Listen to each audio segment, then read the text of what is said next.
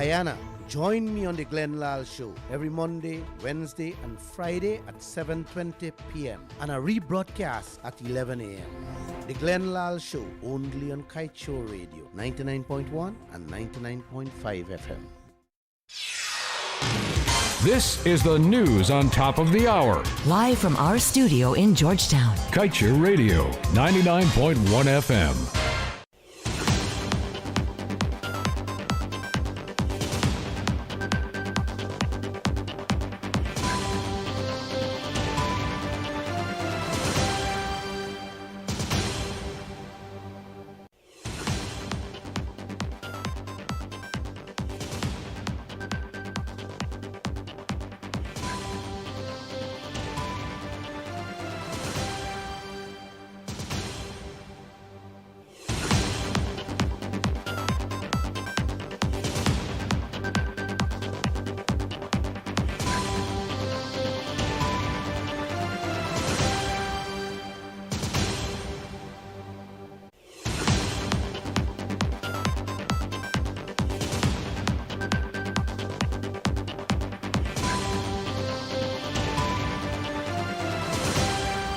Good evening. Welcome to this evening's newscast on Kaieteur Radio. I'm Kevin Smith.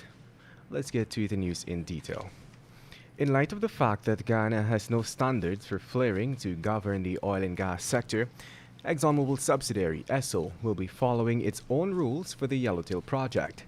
Expounding on this front in its environmental impact assessment for the project, the subsidiary said it considered World Bank standards as well as the internal ExxonMobil environmental standards as references. Esso was keen to note that the World Bank has established guidelines for offshore oil and gas development, which serve as a technical reference document with examples of good environmental practices.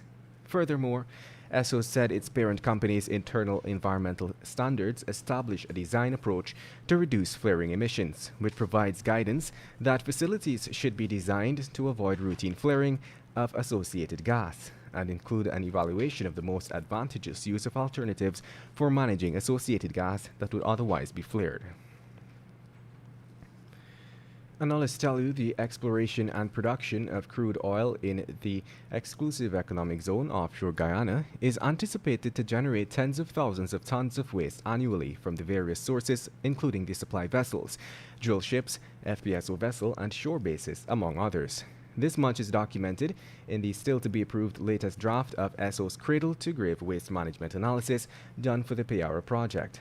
The document submitted to the EPA is awaiting approval. According to the document, the total waste volume anticipated for 2021 from the Liza Destiny operations alone is approximately 8,000 tons and include all hazardous and non-hazardous wastes. And moving on. The cost for the construction of the new Guyana Fire Service headquarters, a project which falls under the Ministry of Home Affairs, is estimated at some $648.6 million, according to the engineer's estimate. The cost was revealed yesterday during the opening of tenders at NPTAB. At the opening, 12 bids were received for this project.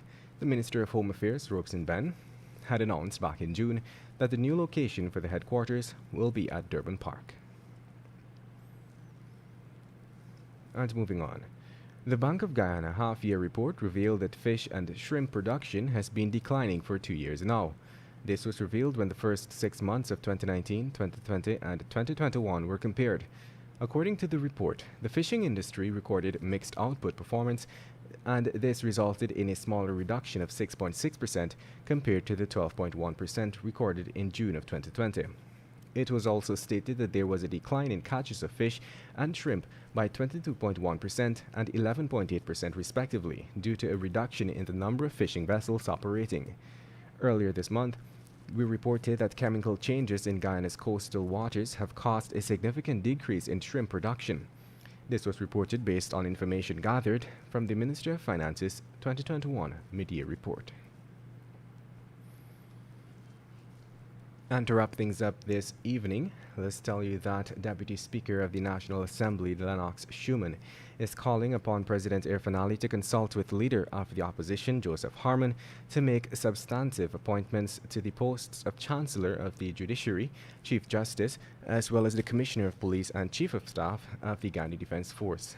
In a letter to the president, Schuman noted that all 4 critical positions are filled by persons who are appointed in an acting capacity only. In his letter, the Deputy Speaker noted too that the Ali administration marked the completion of its first year in office on 2nd of August 2021, without making the appointment, despite calls by the previous president of the Caribbean Court of Justice, Sir Dennis Byron, and the current president, Justice Adrian Saunders, for the confirmation of a substantive chancellor of the judiciary and CJ. And with that, we've come to the end of this evening's newscast. I'm Kevin Smith. Thank you for listening. Coming up at 19:20 is The Glenn Lal Show. Want value for your advertising dollar? Then place your ads on Kaieteur Radio's newscasts. Streamed live on 6 different mediums, reaching hundreds of thousands. Advertise today and watch your dollar grow. Call us on 225-8465 or 226-8210 today. Fellow Guyanese, after the newscast at 12 noon every day, I am dedicating some clips with extremely important information pertaining to Guyana's future. Please, I beg you,